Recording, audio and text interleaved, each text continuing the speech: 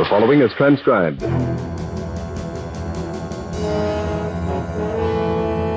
Welcome to the Bat-Supe Swell Prizes saga, Reheated. It's time for the second chapter in the Swell Prizes saga, and this time it's all fun and games. Literally.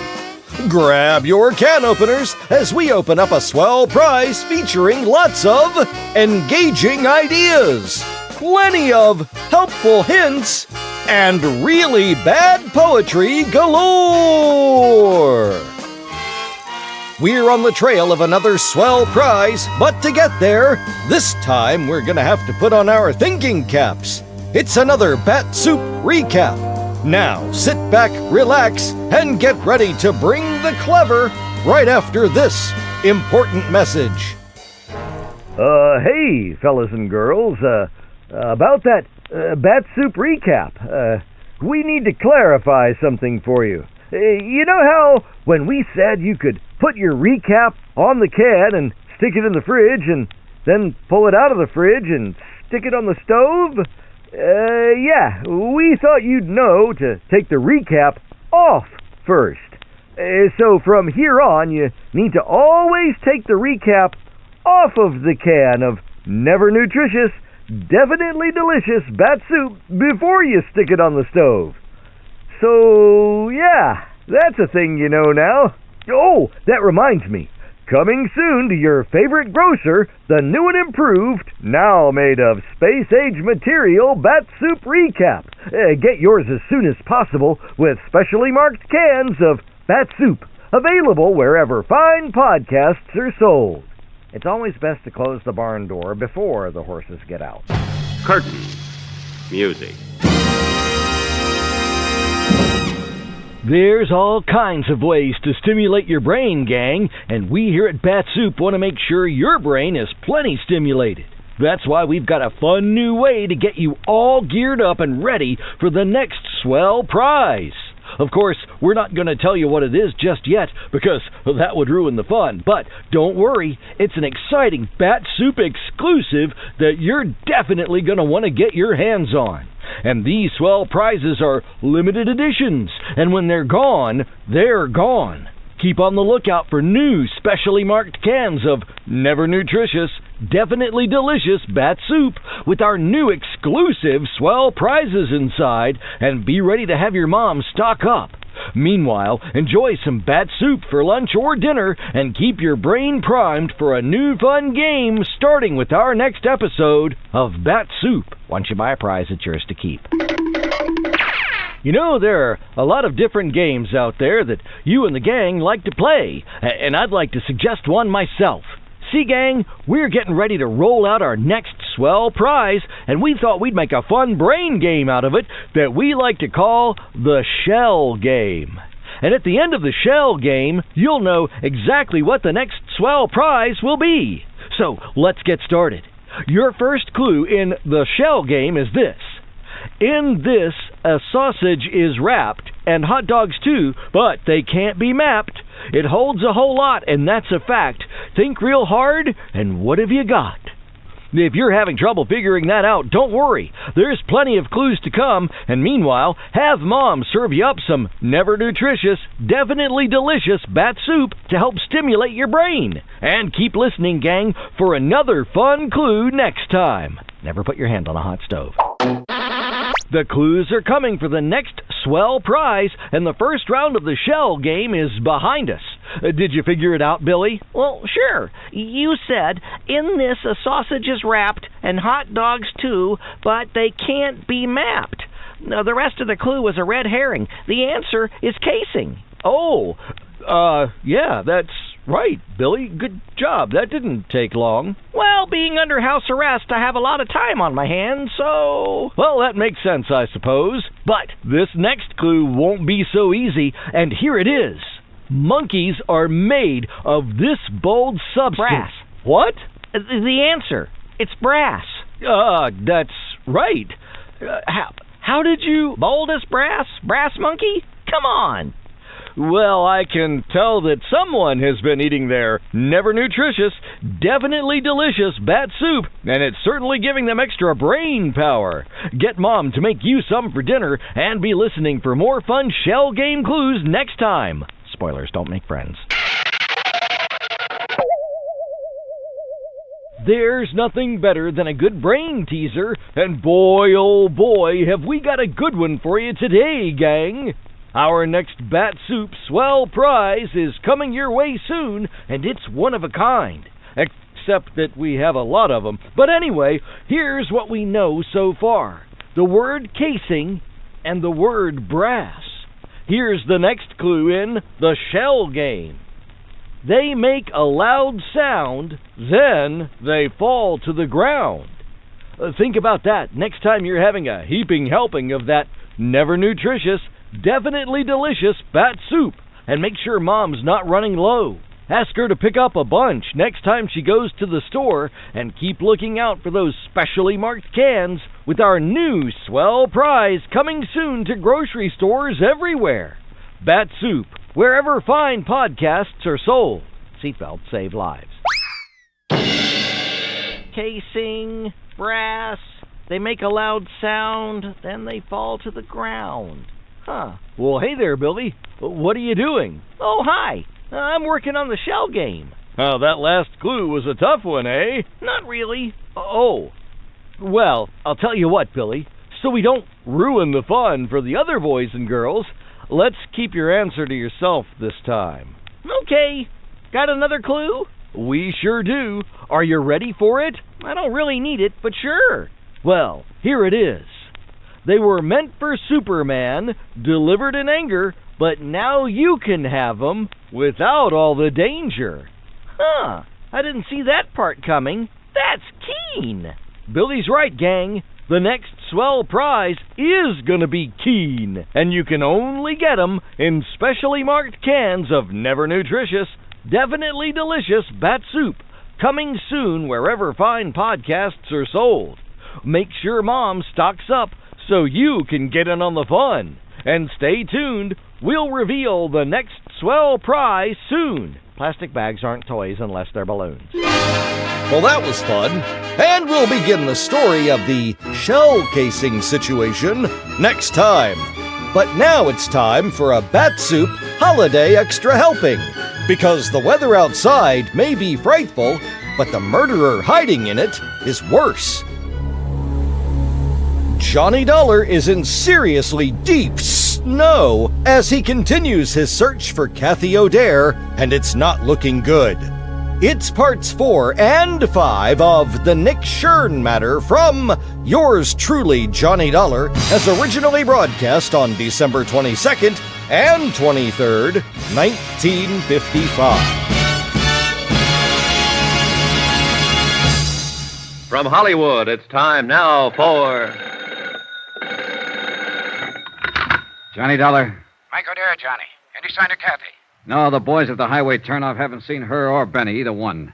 Not a soul out that way in the last hour. What about there at the sawmill? Nothing, Mike. No fresh tracks on the logging road, no sign of her. And the worst thing is it's starting to snow again. Yeah, here in town, too. Dan Martin just phoned. No luck. She hasn't shown up at any of the roadblocks. She's around somewhere, and we've got to find her. We will, Mike. And it's got to be fast, Johnny. There's a blizzard coming up, and that gunman Benny Stark is around, too. Maybe he's already found her. Maybe he even took her from the house, her and Jill both. Maybe she didn't get scared and run. Maybe it was him. Maybe he sneaked Mike, in and... stop it. That kind of thinking's not going to help any. Well, what is going to help? I don't know, but I've got a half-baked idea, and I may be right. Stay there at the house. I'm coming back to pick you up. And one thing you can do while you're waiting. What, Johnny? Pray.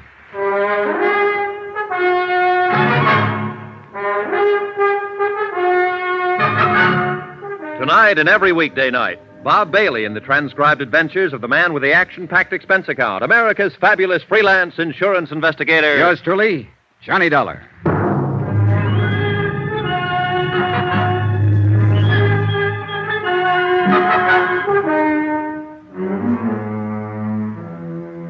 From Special Investigator Johnny Dollar, location Branbury, Michigan, to the Home Office, Tri-Mutual Insurance Limited, Hartford, Connecticut.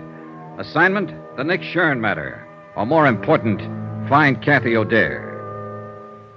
Item 12 on expense account, $4.90. A tank full of gas for the county pickup I'd borrowed from Deputy Sheriff Dan Martin. The falling snow was thickening now, and the wind was rising and steadying in the northwest. The night had all the makings of a blizzard. And wherever Kathy and her daughter had gone, we had to find them before it hit. It was 10:14 p.m. when I pulled up at the side porch of the Adair house, and Kathy's father came hurrying out to the truck, leaving the door open behind him and buttoning his heavy mackinaw as he ran. Any news, Mike? Not a thing. All right, get in. Shut the door. Yeah, we'll get a foot of snow before morning, with a zero wind behind it. Now, listen, Mike. I think we can forget any idea that Benny found her and got her out of the house. In that case, she wouldn't have taken your car. He's already got one. I know. I thought of that. And he wouldn't have given her time to dress herself in jail the way she did, with heavy clothes and snow boots. And she wouldn't have taken the rifle. Then what has happened? She knew I'd be there to talk to her sometime this evening. I think she lost her nerve, couldn't face it, decided to run again. Maybe so, but where, Johnny? That's what I want you to tell me. What? No, I don't mean you knew what she was going to do and where she was going to go or Then help her how do you think I can tell you? Look, Kathy knew about the roadblocks Dan Martin set up to trap Benny Stark, knew where they were. So if she didn't want to be seen, then naturally she'd avoid them. She couldn't. Not if she wanted to get away, take the highway to Flint or Detroit. She'd have to pass one of them at least. But she hasn't passed any of them, so she's still in this area. And I don't think she ever meant to leave it. But then... Dan Martin said Kathy used to spend a lot of time in the woods when she was growing up. He said she knew every back trail in these hills, logging camps, trappers' cabins. She did. She used to worry the dickens out of me the way she... Yeah. Now, where would she go, Mike, if she wanted to hide out back in the hills somewhere? There's a lot of places. Chippewa Canyon's one. 3 or 4 timber camps abandoned in the winter. Some cabins along the... No, she couldn't make it. There's a roadblock before you get to the turnoff there. It's got to be someplace she could reach without being seen. Well, there's Barker's Flats. But that's 12 miles of a foot trail. She wouldn't try it in this weather, not with Jill along anyway. Then there's Lake Pine. No, it's over the other way. Pine Lake Road. Where's that? Runs northwest of town. Not much better than a wagon road. Dan didn't put a block on it because it dead ends at the lake about 5 miles out. What's out there? Nothing at the lake, but you can go on up Pine Creek about 4 miles on foot, and there's some cabins. Maybe a waste of time, Johnny. Let's get going.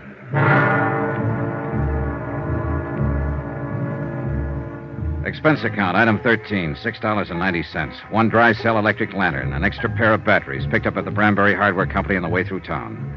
The falling snow, driven by a bitter cold wind, formed a dense curtain in front of our headlights.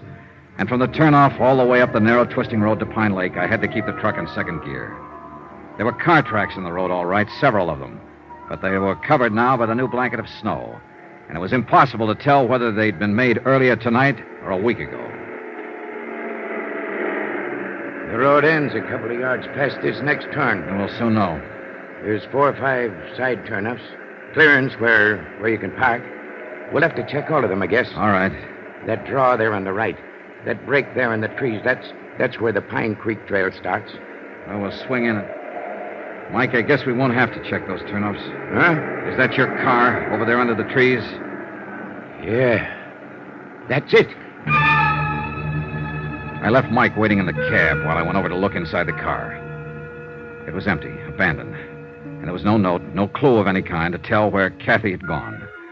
I raised the hood and felt the motor block, ice cold. The car had been here for some time. I flashed the lantern on the ground and followed the faint tracks made by 2 pairs of snow boots. They ended the deep draw that led back into the hills, the start of the Pine Creek Trail. I snapped off the lantern and stumbled through the snow back to the truck. What'd you find, Johnny? It's them, all right. They've headed up the trail. I found tracks in the snow. Well, then we'd better get started. No, wait. I'll go after them, Mike. You take the truck, go into town, find Dan Martin. Bring help as fast as you can. That storm's getting worse. No, you don't. I know the risk. Starting up that trail with a blizzard coming on. And if you think you're going to protect me by sending... Knock it off, Mike. There's no time, and you're wrong. I'm not protecting you. I'm protecting myself. What do you mean? That bum leg of yours. I don't want you on my hands, too, along with the girls. All right, Johnny. I'll go after Dan. And hurry, Mike. I'm depending on you. Yeah. Good luck, Johnny. See you, Mike.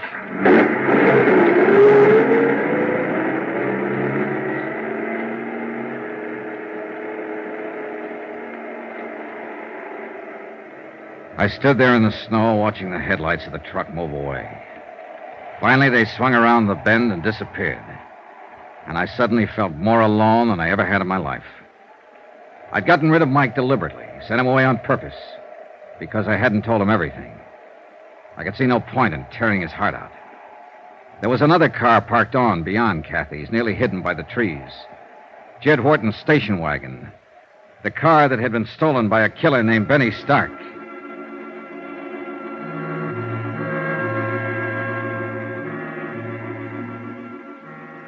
It took me half an hour to cover the first mile, and the storm kept getting worse. The beam of the lantern penetrated a bare 30 feet ahead of me before it was smothered out in the white blackness of the night. After a few hundred yards, the tracks I was trying to follow had nearly disappeared, snowed over and blotted out. I gave up looking for them and stuck to old Mike's description of the trail, following the left bank of the frozen creek. The drifts were deeper down along the creek bottoms, and the going was rougher. But I didn't dare leave it to look for better footing. It was my only landmark. The trail itself was buried. Any man who lost his way tonight and wandered off into one of those side gullies would wander straight to his death.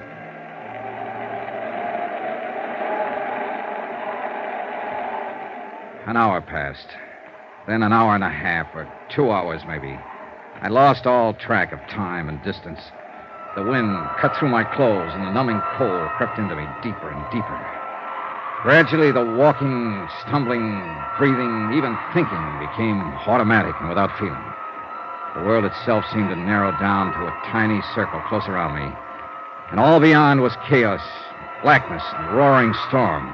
I tripped over fallen logs and floundered back to my feet, dropped my lantern and recovered it, broke through the crusted drifts and struggled for footing, and kept on moving.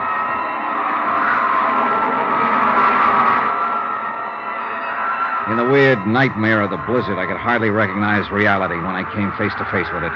When the beam from my lantern touched him, crouching by a tree a few yards away. I could barely accept him as being real. He'd been watching my light as I approached, waiting for me. It was Benny Stark with his gun leveled and aimed. Don't be a fool, Benny. Drop that gun!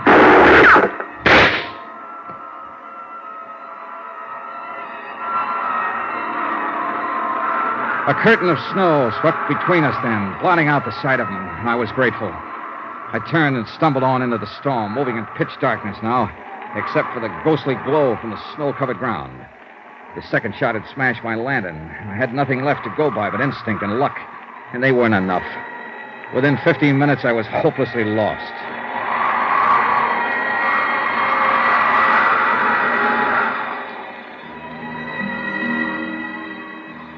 That's when I started hearing the music.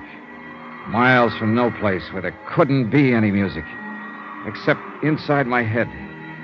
The cold and fatigue were finally doing their work. I knew the signs. The next step was to start wandering in circles, smaller and smaller ones, and the last step, to drop exhausted and go peacefully to sleep. Peacefully and permanently. But the sound kept growing louder, and I moved in the direction it seemed to be coming from. It couldn't be just illusions. It had to be real. Hello!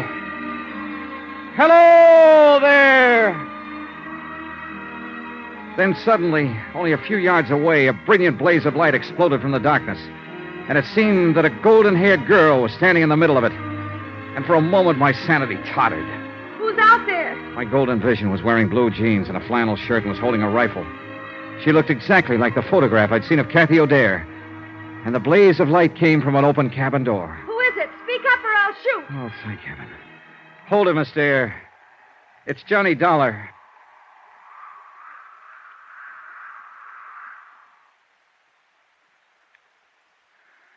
Are you getting warm now?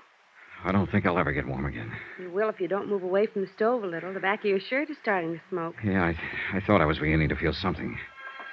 How's the firewood? There's plenty. And plenty of food. And a radio. If I hadn't heard that music, I'd have blundered right on past this cabin. Oh, we've got everything. We can hold out for a month if we have to. And I hope we have to. What about your daughter? Is she all right? Sure. She's fine. It's a picnic for her. A camping trip. And she's sound asleep back there in the lean-to. Dreaming about Santa Claus, I suppose. I wish I could. How did you find me, Mr. Dollar? A hunch. Guesswork. I was born under a lucky star. I wasn't. Oh, I don't know. I think you've been pretty lucky, considering everything. More so than your landlady back in New York. Mrs. Grottler? What do you mean? Betty Stark went to see her. Tried to find out where you were. When she wouldn't tell him, he broke her arm. Oh, no. Oh, the poor woman. Oh, it's a rough game, Miss O'Dare, trying to play it cozy with a mobster like Nick Shern. You know, of course, that he sent Benny here to find you. You'll have a hard time finding me in this place. He did find you. What? Maybe he followed you from the house or saw you drive through town. Anyway, I ran into him back down the trailer ways.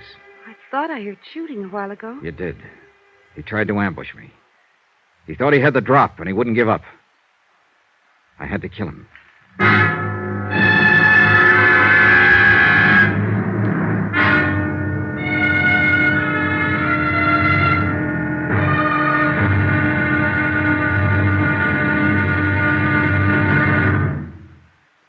There'll be another intriguing episode in our story of the Nick Shern matter tomorrow. Tomorrow, the showdown. Victory, and then disaster. When a visitor to the little town of Branbury turns out to be death. Join us, won't you? Yours truly, Johnny Dollar.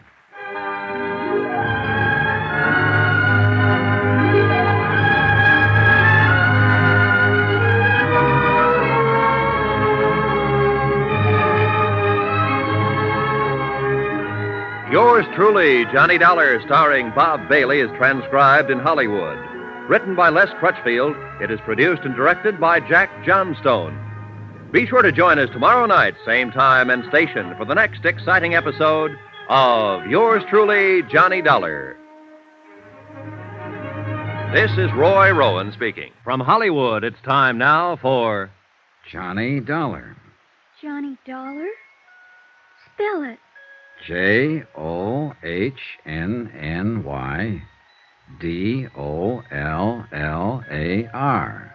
That's not right.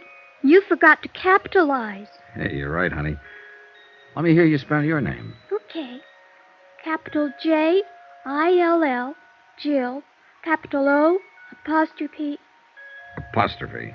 I never can say that. Capital D-A-R-E, O'Dare. Of course, my last name's actually something else. I forget. But my mother says I'm really an O'Dare. Not the least doubt about it. I could see it in a minute. I like you, Johnny Dollar. And I kind of like you, too, Jill O'Dare. You think my mother's pretty? I think she's lovely. Why don't you get married to her so I can have a daddy? Well, that's, it's certainly something to think about. And, not a bad idea. Now, be quiet before you wake her up. I'm already awake, and with a plot like that being hatched, I think I'd better stay awake. Is there coffee, Johnny?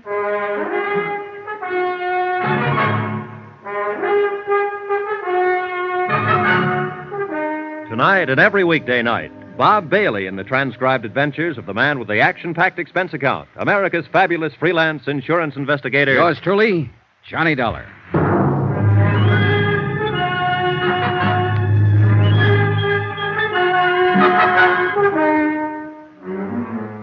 From Special Investigator Johnny Dollar, location a small cabin in the timber outside Branbury, Michigan. To the Home Office, Tri-Mutual Insurance Limited, Hartford, Connecticut. Assignment, the Nick Shern matter. Expense account, final page. Item 15, $1 million for a certain feeling. I realize, of course, that the amount of this item is somewhat unusual and may be cause for mild criticism by your accounting department, unless the accompanying report includes an adequate and detailed explanation. Therefore, to avoid unnecessary correspondence and delay, I am attaching said explanation herewith. Here's your coffee, Kathy. Thanks. How long did I sleep, Johnny? Oh, a couple of hours. It's around 4 in the morning. The storm hasn't let up at all, has it? Oh, it's worse, if anything. Jill, honey, it's 4 o'clock in the morning, and your eyes are just about to fall out. Now, you go back there and go to sleep. Do I have to, Mommy? You have to. Run along now. Mr. Johnny Dollar and me were having a lot of fun till you woke up. Well, that's life, sweetie. Night now. Good night, Jill. Good night. Proud of her? I'm crazy about her. That's what you mean. She's a great little girl. She's the only thing I ever did in my whole life that turned out right. That bad, huh? Johnny, it's no good. I know why you're here. I know what you expect from me, and the answer's no. You're jumping the gun. I haven't asked you anything. You will. You haven't done all this for nothing. You're going to ask me to come back to New York and testify against Nick Shern. I might ask you to tell the truth. Is that just another way of wording it? I didn't see anything, hear anything. I don't know anything about it, and I have nothing to say. So Nick Shern gets away with another murder. I wouldn't know anything about that. And sooner or later, of course, he'll kill you, too. He sent Benny Stark out to do it, and Benny missed. But he's got other boys, or he might even handle the job himself. Why? By now he ought to know that I'm not going to tell. But there's always that chance you might change your mind. And Nick's a gambler, but he likes the odds on his side. He doesn't take chances. Whenever he can, he stacks the deck. I wish I could help you, Johnny. But I don't know anything about it. I left before it happened. How long have you worked for Nick Shern? Known him? 2 years. I'm not wide-eyed about him, Johnny. I've heard what he's been, what he may even still be, a gangster, hoodlum, racketeer, but that's none of my business. The club was legitimate, and my job there was on the level, and he never got out of line once. And no doubt he's always been kind to his mother and loves dogs and children. I wouldn't know, except children. He's crazy about them. He was always buying something for Jill, asking about her. And he also shot and killed Mel Pryker. I couldn't say. I see. Well, you're letting a lot of people down. People here in Branbury that you grew up with, people that love you, your father, Dan Martin. What have they got to do with it? You know, it's a great country up here. I'd like to spend more time in it. And it's big country, big and beautiful and dangerous. Like that blizzard outside there. It's not the kind of country that turns out cowards. Cowards? Your father said something yesterday. That some people belong in cities and some don't. And that you're one of the second kind. He was right. The city's made a coward of you. You don't understand. And they know it. Old Mike, Dan, all of them. Of course, they'll never mention it. But you're letting them down, and they know it. And you know it, Kathy. They don't have a daughter to think of. It's not her fear we're talking about. It's yours. All right, I'm scared. I've got reason to be. It's easy for you to talk. You don't know what fear is, what it can do to you. I don't. It can push you and drive you and make you do things you hate yourself for. And it can destroy you. How would you know? How would any of them know? Who haven't felt it, who haven't been there. Kathy, you're not alone. We've all been there. It's not the fear that's important. It's the courage you bring up to fight it. I've tried. I've nearly gotten crazy trying to think it out. But it always comes back to one thing. Jill. She's what counts. Nothing else matters. And if you love her, teach her to grow up without fear. Sacrifice anything if you have to, even your life, but teach her courage. There's nothing greater you could do for her. It's all right, Kathy. It's all right. It's all right now. I knew what was right, Johnny. I knew all the time. Sure. Of course you did. All you needed was a little push. Want to tell me about it now? I was there at the club that night. When it happened, I stayed after closing. I had some presents for Jill, and I wanted to wrap them before I took them home. Nick and Mel Pryker were upstairs in the office. Nick was there? Yes. I could hear them arguing. They didn't know I'd stayed, and then... Go on. I heard Mel yell out. He said, "No, Nick, no." And then I heard the shots. Yes? I didn't even think. I ran up to the office. Mel was lying on the floor, and Nick was standing there with a gun. He told me to get out and to keep quiet if I wanted to keep on living. That's it, huh? Yes. Will you make a statement to the police, testify at the trial? Yes. Oh, good. Will you help me, Johnny? Will you stand by me? You know I will. You've got to, because I'm scared. I'll be scared all the way, but I'll do it if you'll help me. I'll help you, Kathy, all the way. Why don't you curl up here and get some sleep? Come on. Maybe now I can sleep. It's going to be all right. Thanks, Johnny, for giving me the push. Oh, sure, honey.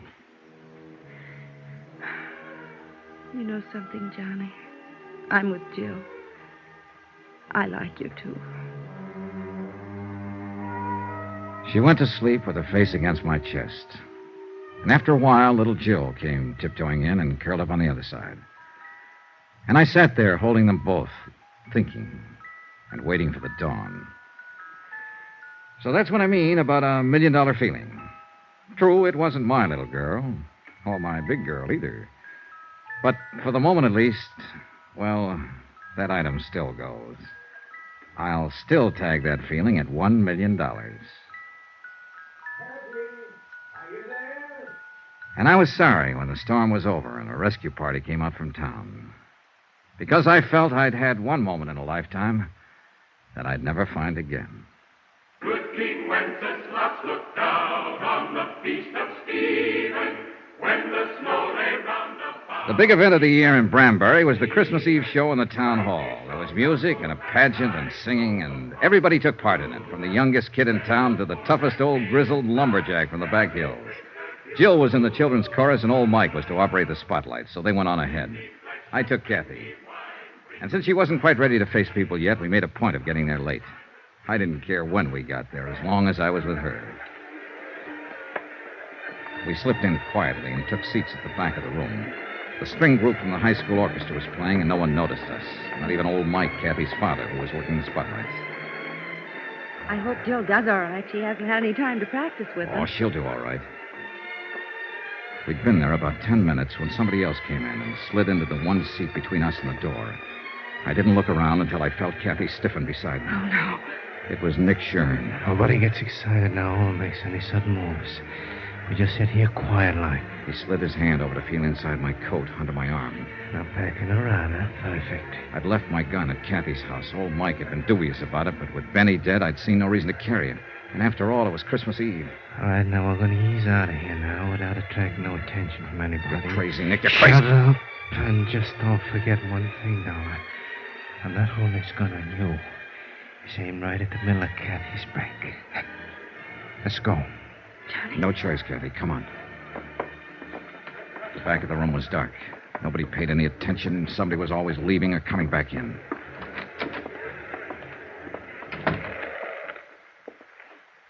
Come on. I got a car over at the side here. Johnny? Watch your dollar. We'll be right back, Mike. Just gonna get some air. All right, Johnny. But don't go running out before I give you your present. Huh? Here. And don't uncork that until you're ready for some serious business. All right, Thanks, Mike. Thanks a lot. Don't mention it. Good luck, Johnny. Yeah, come on. Let's get away from here. Johnny, he's going Take to... it easy, Kathy. Me! Now what? Oh, no. Jill, go back. I want to see Uncle Nick. Just tell me you were coming here to hear me sing, Uncle Nick. Well, listen. Pick me up. Please, Uncle Nick. Take your hands out of your pocket and pick me up. Look, Jill, you run along now. Who's that? Dan Martin. He's a deputy sheriff, and he's a dead shot. Better do like she says, Nick. Take your hand out of your pocket and pick her up. Uncle Nick? All right, reach in my pocket, Johnny, and take my gun.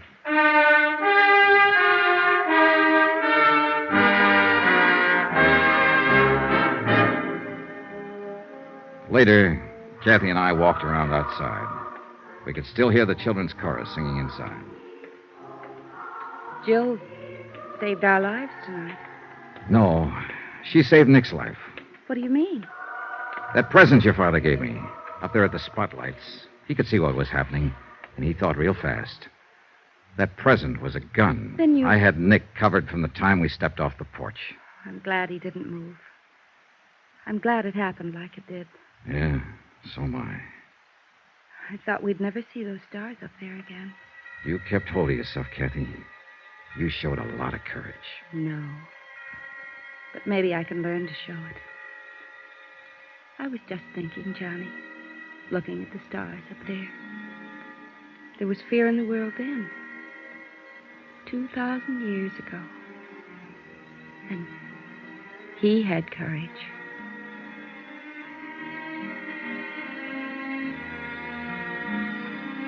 Expense account, item 16, $230.40, incidentals in Branbury, and transportation for 2 adults and 1 child, Branbury to New York. Expense account total, $486.20. End of account, end of report. Remarks? Merry Christmas. Merry Christmas to all of you, from all of us here on the program. And God bless you. Yours truly, Johnny Dollar. Yours truly, Johnny Dollar, starring Bob Bailey, is transcribed in Hollywood. Written by Les Crutchfield, it is produced and directed by Jack Johnstone. Heard in this week's cast were Virginia Gregg, Peggy Weber, Don Diamond, Ben Wright, Jack Crucian, Barney Phillips, Sam Edwards, and Ken Christie. Musical supervision by Amerigo Marino. Be sure to join us on Monday night, same time and station, for another exciting story of yours truly, Johnny Dollar. Roy Rowan speaking. Well, that's going to wrap up this edition of the Bat-Supe Swell Prizes saga, Reheated. Thank you for listening. Be sure to listen next time, fellows and girls, as we bring you the shell casing situation and another holiday extra helping when we'll find ourselves in the presence of a miser. And while we're at it, all of us here at Bat-Supe want to wish you and yours a happy holiday season. Whatever you celebrate, may you celebrate it safely and with love. So, until the next time, up, and away! All over the studio here, there are happy signs of Christmas. Bits of red and green, holly, and some imaginative person even hung some mistletoe in the control room. Must remember to drop in there after the show. But the Christmas spirit is even more evident in the faces of our cast. And we're gathered here to say, may this be the most joyous of the holidays for all of you. Meanwhile, my cast and I want to send Christmas greetings to all of you. To all of you here at home and to all of our boys and girls in the service, here and abroad. Good night, everybody. My pal, my friend. You know, you're the nicest Don Amici I know. Uh-oh. Yes, you are. When you talk like that, I know you want something. What is it, Charlie? Well, it just so happens you're right this time. I do need help. You see, Bergen said if I would recite The Night Before Christmas this evening, he'd give me a special Christmas present. Well, that's fine. Have you memorized it? Well, part of it, that's all. Which part? Just the title. And what do you want me to do? Well, make Bergen forget about the poem, but not about the presents. Well, now, let me see. Wait a minute. I've got it. Why don't you say that after you learned it, a blow on the head made you forget it? Yeah, that's good. That's good. Yeah, and I'll be glad to cooperate with a baseball bat. Yeah. That's that. Well, now, look, why should I help you? Why didn't you learn the poem in the first place? Well, I was just too busy, Don. Busy doing what? Well, I was one thing or another. I was playing hooky for a sick friend. Oh, there you are, Charlie. Oh, how are you? Don, you're just in time to hear Charlie recite that lovely Christmas poem, The Night Before Christmas, by Clement Clark Moore. I bet he wouldn't have written it if he had memorized it. All right, Charlie, go ahead and recite it. Well, I can recite it much better, Bergen, from memory, if with a book in front of me. There. Yeah. I'll give the introduction. No, Don. Fanfare, Mr. Noble. No, Don. Ladies and gentlemen, you are now about to hear that famous classic, The Night Before Christmas, perpetrated by Charlie McCarthy. Cut it out, fellas. This is so embarrassing. No, now you go right ahead and recite it, Charlie. No, please, Bergen. No. Now, you mustn't be nervous. Well, I've always been timid. No. You go right ahead, Charlie. No, please. Charlie, go right ahead. Charlie. Now, you mustn't be nervous. Well, I'm a bundle of nerves. Charlie. Remember, no recitation, no present. Oh. Now, we're all waiting to hear about Santa Claus. Well, I'll try.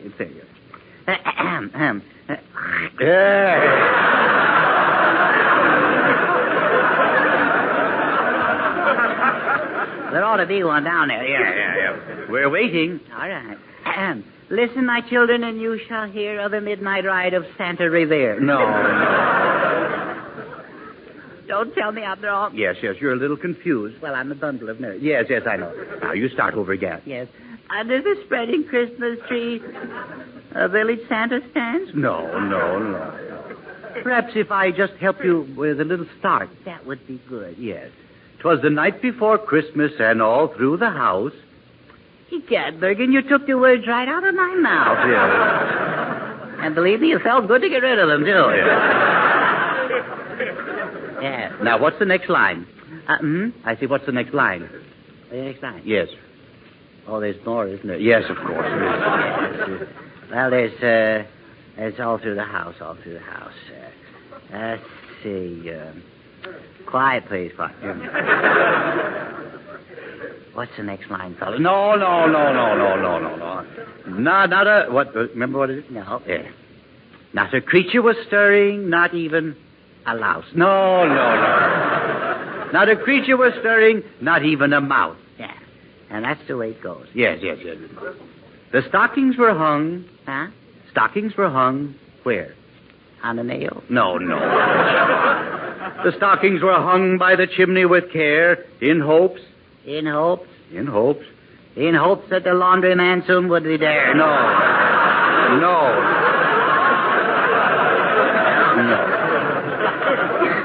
In hopes that Saint who? Saint Vitus? No.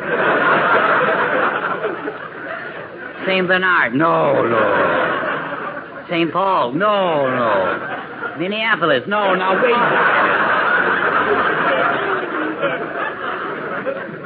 Well, gee whiz, I tried. All right. I'm on the wrong track. You certainly are. I'm going to hate myself in the morning for not knowing this. Yes. Well, now you continue. Yes. Let's see. Wait. In hopes. Oh, yes. In hopes.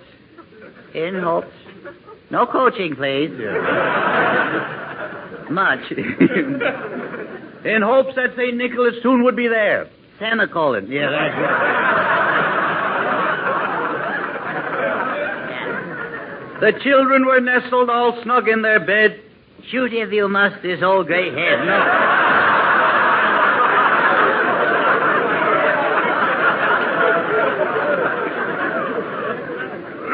Well, I give up. Charlie, surely you know the part about Santa Claus. What part? Yeah. The arms and legs? No. About how he rides through the skies. Oh, yes. Yes, Santa Claus. Oh, yes, of course. He flies through the air with the greatest of ease. The jolly fat man in the red DVD.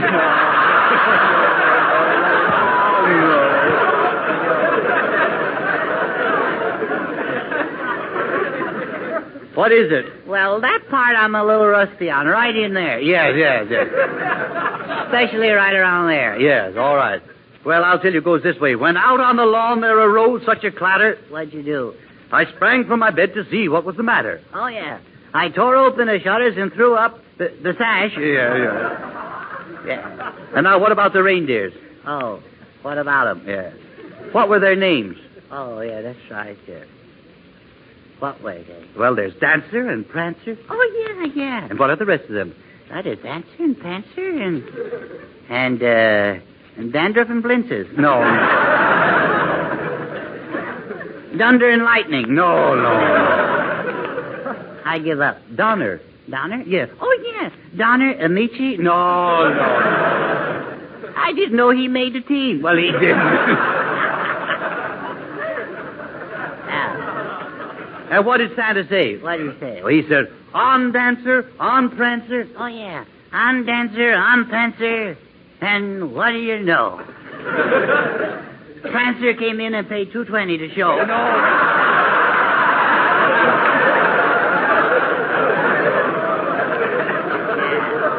And what happened after that? Santa Claus lived happily ever after. The end. Give me the present. Wait a minute. Not so fast. You know, Charlie, I don't believe you studied that poem at all. Well, I wasn't letter perfect, was I? No, you weren't. This being Christmas Eve, Bergen, I cannot tell a lie. I didn't study. No. Well, I'm disappointed in you. Yes, sir. But inasmuch as you were man enough to own up. Oh, I did that, sir, yes. I'm going to give you the present anyway. Oh, thank you, Bergen. And here it is. Oh, thank you. What is it? It's a beautifully illustrated copy of that famous poem, The Night Before Christmas. Is that the present I get? That's it. This is Christmas, Bergen, not April Fool.